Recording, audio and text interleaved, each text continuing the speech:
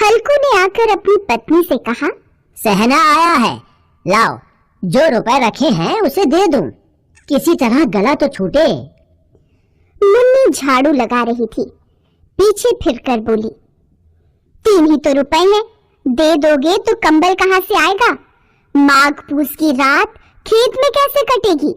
उससे कह दो फसल पर रुपए दे देंगे, अभी नहीं। हल्कू एक क्षण अनिश्चित दशा में खड़ा रहा। पूस सिर पर आ गया। बिना कंबल के खेत में रात को वह किसी तरह नहीं सो सकता, मगर सहना मानेगा नहीं, घुड़कियां जमाएगा। चाहे जाड़े में मरेंगे पर बला तो सिर से टल जाएगी। यही सोचता हुआ वह अपनी पत्नी के पास गया और खुशामद करके बोला, ला दे दे, गला तो छूटे, कंबल के लिए कोई दूसरा उपाय सोचूंगा। मुन्नी उसके पास से दूर हट गई और आंखें तरेरते हुए बोली, कर चुके दूसरा उपाय, जरा सुनूं क्या उपाय करोगे? कोई खैरात में दे देगा कंबल? मैं कहती हूँ तुम खेती छोड़ क्यों नहीं देते? मर काम करो और जब फसल हो तो उसे लगान में दे दो।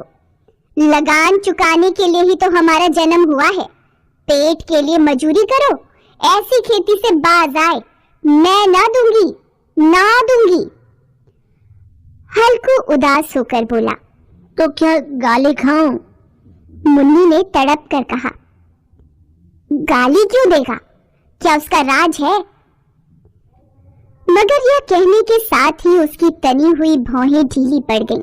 हल्कू के उस वाक्य में जो कठोर सत्य था, वह मानो एक भयानक जंतु की भांति उसे घूर रहा था। वह जाकर रुपए निकाल लाई और हल्कू के हाथ पर रख दिए। फिर बोली, तुम छोड़ दो अब ये खेती।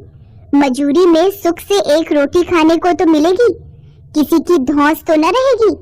ऐसी खेती किस काम की कि मजूरी करके लाओ और उसे भी इसमें झोंक दो, उस पर ये धौंस सहो।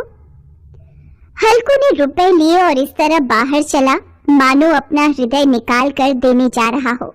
उसने मजूरी से एक एक पैसा काट काट कर 3 रुपए कंबल के लिए जमा किए थे। वे आज निकले जा रहे थे।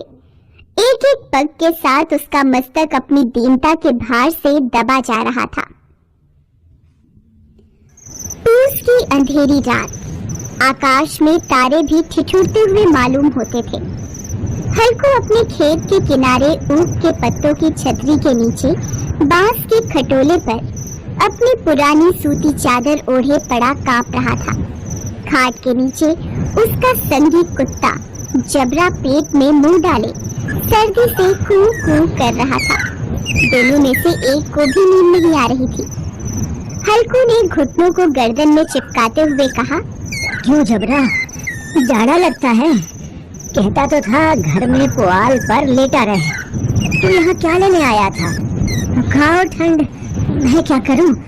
जानते थे मैं यहाँ हलवा पूरी खाने आ रहा हूँ, दौड़े दौड़े आगे आगे चले आए, अब रो नानी के नाम को।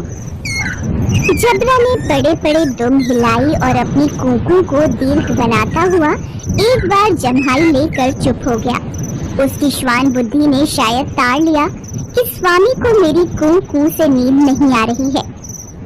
हल्कू ने हाथ निकालकर जबरा की ठंडी पीठ सहलाते हुए कहा, कल से मत आना मेरे साथ, नहीं तो ठंडे हो जाओगे। यह पछुआ न जाने कहां से बर्फ लिए आ रही है, किसी तरह बस रात कट जाए। यह खेती का मजा है और एक एक भाग्यवान ऐसे पड़े हैं जिनके पास जाड़ा जाए तो गर्मी से घबरा कर भागे। मोटे गद्दे, लिहाफ, कंबल तकदीर की खूबी है। मजूरी हम करें, मजा दूसरे लूटें। जबरा ने हल्कू के मुंह की ओर देखा। हल्कू, आज और जाड़ा खा ले, कल से यहाँ मैं पुआल बिछा दूंगा, उसी में घुसकर बैठना, तब जाड़ा न लगेगा। जबरा ने अपने पंजे उसकी घुटनियों पर रख दिए और उसके मुंह के पास अपना मुंह ले गया। हल्कू को उसकी सांस गर्म लगी। हल्कू निश्चय करके लेटा कि चाहे कुछ भी हो अब सो जाऊंगा, पर एक क्षण में ही उसके हृदय में कंपन होने लगा। कभी इस करवट लेटता, कभी उस करवट, पर जाड़ा किसी पिशाच की भांति उसकी छाती को दबाए हुए था। जब किसी तरह न रहा गया, उसने जबरा को धीरे से उठाया और उसके सिर को थपथपाकर उसे अपनी गोद में सुला लिया। कुत्ते की देह से न जाने कैसी दुर्गंध आ रही थी, पर वह उसे अपनी गोद से चिपटाए हुए ऐसे सुख का अनुभव कर रहा था जो इधर महीनों से उसे न मिला था। जबरा शायद समझ रहा था कि स्वर्ग यही है, और हल्कू की पवित्र आत्मा में तो उस कुत्ते के प्रति घृणा की गंध तक नहीं थी। अपने किसी अभिन्न मित्र या भाई को भी वह इतनी ही तत्परता से गले लगाता। दशा इस अनोखी मैत्री ने जैसे उसकी आत्मा के सब द्वार खोल दिए थे। उसका एक एक अणु प्रकाश से चमक रहा था। सहसा जबरा ने किसी जानवर की आहट पाई। इस विशेष आत्मीयता ने उसमें एक नई स्फूर्ति पैदा कर दी थी, जो हवा के झोंकों को तुच्छ समझती थी। वह झपट कर उठा और छतरी के बाहर आकर भौंकने लगा। हल्कू ने उसे कई बार पुचकार कर बुलाया, पर वह उसके पास नहीं आया। खेत में चारों ओर दौड़कर भौंकता रहा। एक क्षण के लिए भी आता तो तुरंत ही फिर दौड़ पड़ता। कर्तव्य उसके हृदय में अरमान की भांति उछल रहा। 1 घंटा और गुजर गया। रात में शीत को हवा से धधकाना शुरू कर दिया। हल्कू उठ बैठा और दोनों घुटनों को छाती से मिलाकर सिर को उसमें छिपा लिया। फिर भी ठंड कम न हुई। ऐसा जान पड़ता था सारा रक्त जम गया है और धमनियों में रक्त की जगह हिम बह रहा है। उसने झुककर आकाश की ओर देखा कि अभी कितनी रात बाकी है। सप्तर्षि अभी आकाश में आधे भी नहीं चढ़े। ऊपर आ जाएंगे तब कहीं सवेरा होगा। अभी पहर भर से ऊपर रात है। हल्कू के खेत से कुछ दूर आमों का बाग था। पतझड़ शुरू हो गया था। बाग में पत्तियों का ढेर लगा हुआ था। हल्कू ने सोचा चलकर पत्तियां बटोरूं और उन्हें जलाकर खूब तापूं। रात को कोई मुझे पत्तियां बटोरते देखे तो समझे कोई भूत है। कौन जाने कोई जानवर ही छिपा बैठा हो। मगर अब जाड़े में भी तो बैठे नहीं रहा जाता। उसने पास के अरहर के खेत में जाकर कई पौधे उखाड़ लिए और उनसे एक झाड़ू बनाकर हाथ में सुलगता हुआ उपला लिए बगीचे की तरफ चला। जबरा ने उसे आते देखा तो पास आया और दुम हिलाने लगा। हल्कू ने कहा, अब तो नहीं रहा जाता जबरो, चलो बगीचे में पत्तियां बटोर कर तापे। अभी तो रात बहुत है। जबरा ने कूं कूं करके सहमति प्रकट की और आगे आगे बगीचे की ओर चला। बगीचे में घुप अंधेरा छाया हुआ था और उस अंधकार में निर्दय पवन पत्तियों को कुचलता हुआ चला आता था। वृक्षों से ओस की बूंदें टप टप नीचे टपक रही थी। हल्कू ने आग जमीन पर रख दी और पत्तियां बटोरने लगा। जरा देर में पत्तियों का ढेर लग गया। हाथ ठिठुरे जाते थे, नंगे पांव गले जाते थे और वह पत्तियों का पहाड़ खड़ा कर रहा था। थोड़ी देर में अलाव जल उठा। उसकी लौ ऊपर वाले वृक्ष की पत्तियों को छू छू कर भागने लगी। हल्कू अलाव के सामने बैठा ताप रहा था।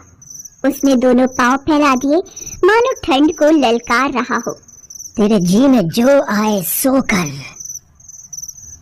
ठंड की असीम शक्ति पर विजय पाकर वह विजय गर्व को हृदय में छिपा न सकता था। उसने जबरा से कहा, क्यों जब्बर, अब तो ठंड नहीं लग रही है?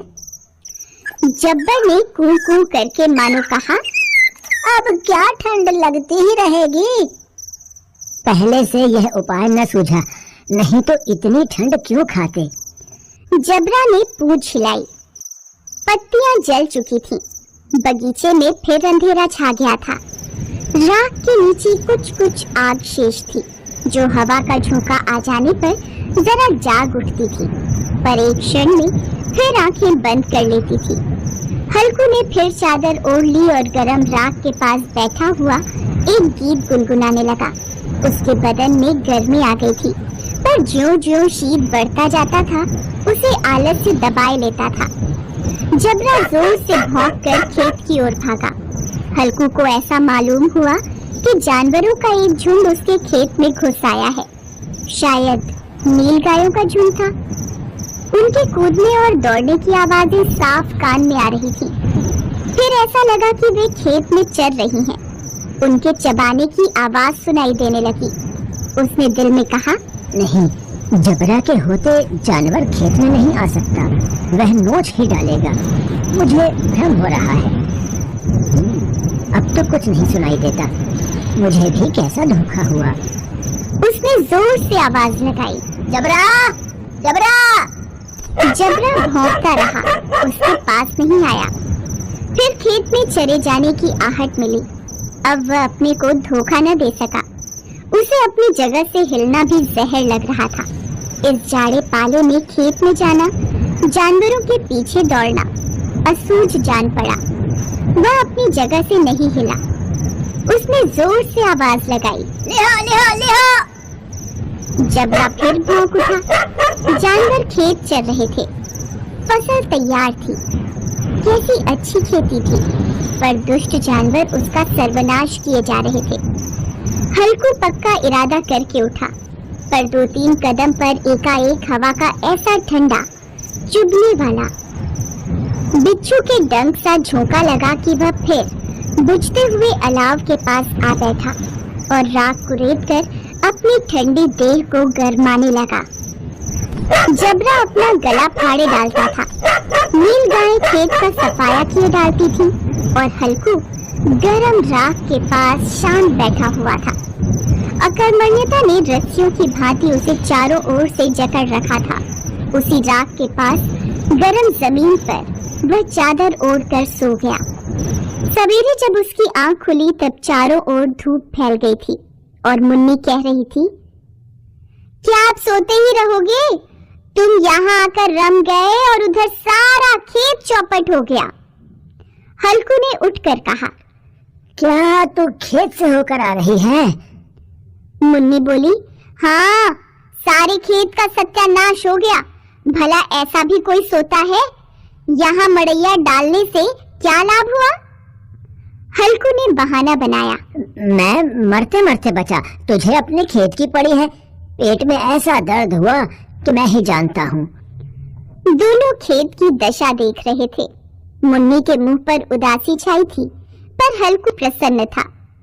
मुन्नी ने चिंतित होकर कहा, अब मजूरी करके मालगुजारी भरनी पड़ेगी। हल्कू ने प्रसन्न मुख से कहा, रात की ठंड में यहाँ सोना तो नहीं पड़ेगा।